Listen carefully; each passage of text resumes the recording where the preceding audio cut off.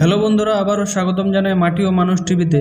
আজকের ভিডিওতে আমরা আলোচনা করব দুটি সবচেয়ে গুরুত্বপূর্ণ সরকারি প্রকল্প নিয়ে, লক্ষ্মীর ভান্ডার এবং ভাতা বা পেনশন। এই দুই প্রকল্পের টাকা কবে আসবে এবং কিভাবে আপনারা সুবিধা পাবেন সেই নিয়ে আজকের ভিডিওটি থাকছে। ভিডিওটি স্কিপ না করে সম্পূর্ণ ভিডিওটি দেখবেন। চলুন এবার আসি মূল বিষয়ে।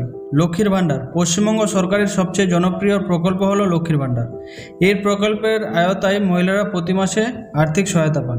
অর্থ দপ্তরের বিজ্ঞপ্তি অনুযায়ী সেপ্টেম্বর 2025 মাসের টাকা সরাসরি উপভোক্তাদের ব্যাংক অ্যাকাউন্টে জমা হবে 1 অক্টোবর 2025 তারিখে, অর্থাৎ 1 তারিখে, অক্টোবর মাসের 1 তারিখে কিন্তু আপনারা টাকাটা কিন্তু সেপ্টেম্বরের লক্ষ্মীর ভান্ডারের টাকাটা কিন্তু পেয়ে যাবেন।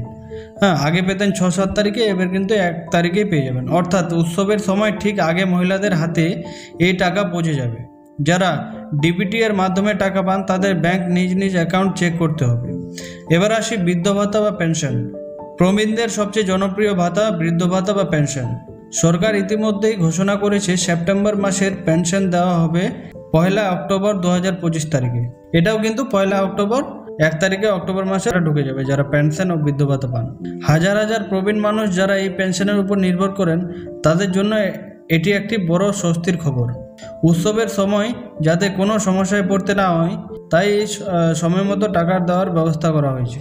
তো বন্ধুরা, এই ছিল লক্ষ্মীর ভান্ডার ও বৃদ্ধ ভাতা প্রকল্পের সর্বশেষ আপডেট। আপনারা কি মনে করেন, এই সময় মতো টাকা পাওয়া সত্যি মানুষের স্বস্তি দিচ্ছে?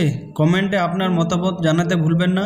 ভিডিওটি ভালো লাগলে লাইক, শেয়ার আর কমেন্ট করবেন এবং চ্যানেলটি সাবস্ক্রাইব করে রাখবেন। ধন্যবাদ। আবারও দেখা হবে নতুন আপডেট নিয়ে।